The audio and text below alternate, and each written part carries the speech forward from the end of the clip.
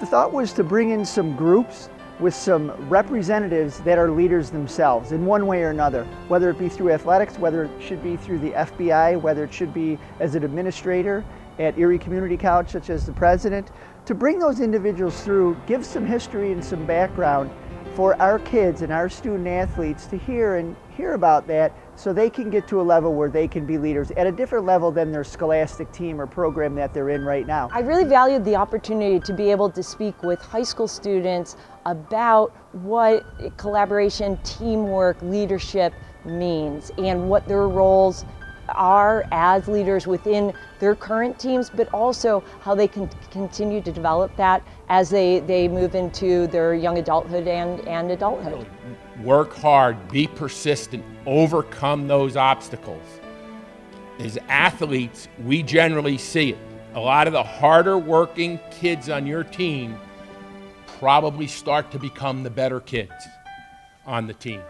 They were witness today to see how other people live their lives, that they overcome adversity. Every one of us does that. But ultimately, when you come to a place like this, no matter what your adversity might be in your life, you are providing yourself opportunity here to overcome anything that might be considered an obstacle or a challenge. The hope is that these students will be much better leaders in their school next year, not only on their teams, but in their schools, in their communities, and as they move on to college or their professional careers, that they become outstanding leaders in whatever it is that they do and become valuable contributors to society. You know, it's easy to be a good leader when people are watching, when you think, you know, I got to do the right thing here. It's doing the right thing when nobody's watching. It's treating people the right way.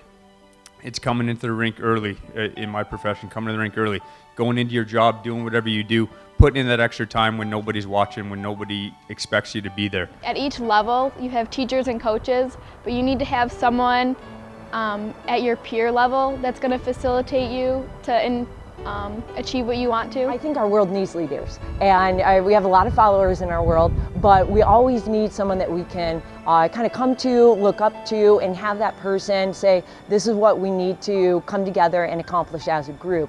And having a strong leadership person is going to help us get those goals.